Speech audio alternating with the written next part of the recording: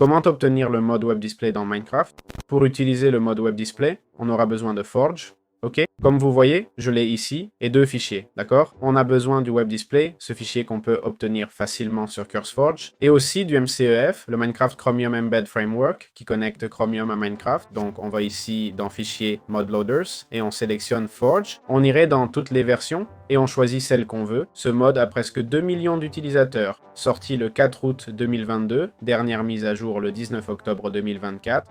Et puis il y a le MCEF, qui est plus ou moins pareil, ok? On sauvegarde ces mods dans Windows plus R, AppData, roaming.minecraft et le dossier mods. Si ce dossier n'existe pas, faites clic droit, nouveau, créez un dossier nommé mods, d'accord? Ensuite, sauvegardez-le dedans et obtenez ce mode. Pour le MCEF, on fera exactement pareil. Allez dans Fichier, Mod Loaders, Forge, toute version, choisissez 1.20.1 ou la version Web Display sélectionnée, et voilà. Évitez Optifine, incompatible avec Chromium. Utilisez plutôt Rubidium ou Oculus, ok? C'est ce que j'utilise, vous pouvez le voir là. Notez que certains shaders peuvent causer des soucis visuels, d'accord? Bien, comment créer un écran dans Web Display?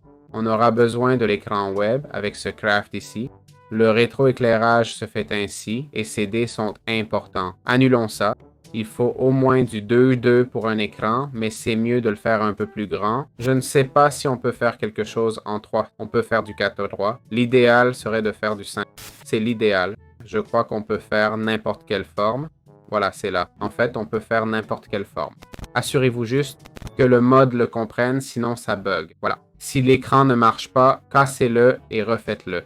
L'idéal serait du 5.3 ou 4.6 pour une meilleure résolution. Allons-y pour le meilleur du meilleur. Faites un clic droit ici, ok, cliquez droit et voilà Web Display, d'accord. Shift plus clic droit pour l'URL, google.com et voilà. Sans casser l'écran, ça dépend des shaders, ça s'affiche mieux, mais bon, sans cookies.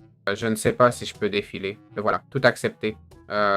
Je ne sais pas. Enfant prodige, horoscope. Vous voyez, on navigue avec le clic droit, etc. Je ne sais pas comment revenir en arrière. Aide. Voilà, c'est tout. Comment utiliser le clavier et la télécommande sur les écrans web? Pour contrôler l'écran sans contact, on place un clavier et une télécommande à proximité.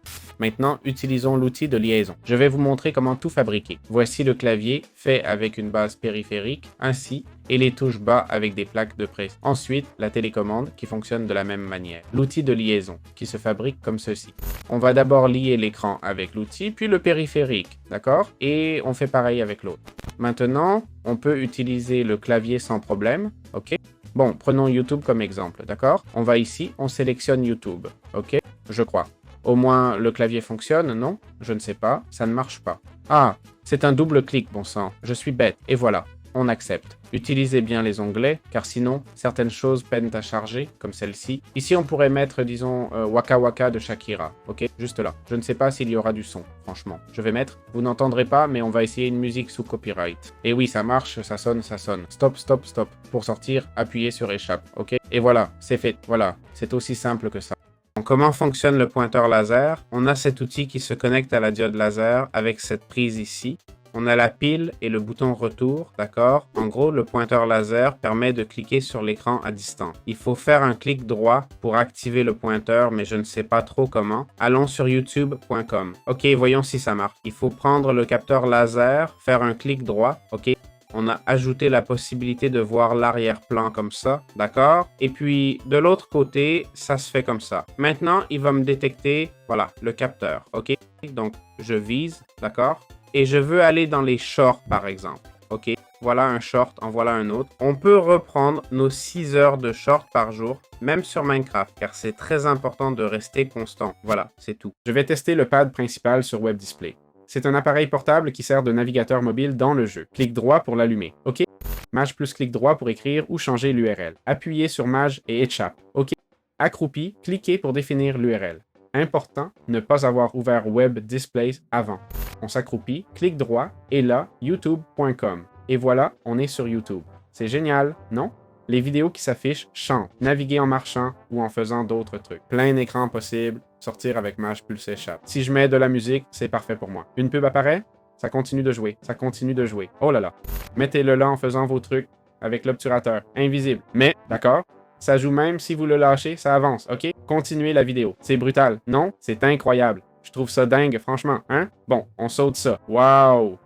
Waouh, j'adore ça, hein? C'est un peu bête, en fait, non? Regarde, tu le mets, là. Ah, ça ne sonne plus. Ah, faut le mettre dans la hotbar. Ça doit être dans la hotbar. Alors, Shift plus Escape, ok? Oh, si je change, ça sonnera plus. Ok, ça doit être dans la hotbar. Bon, c'est moins cool maintenant. Voilà, on l'a. Tiens, encore une utilité.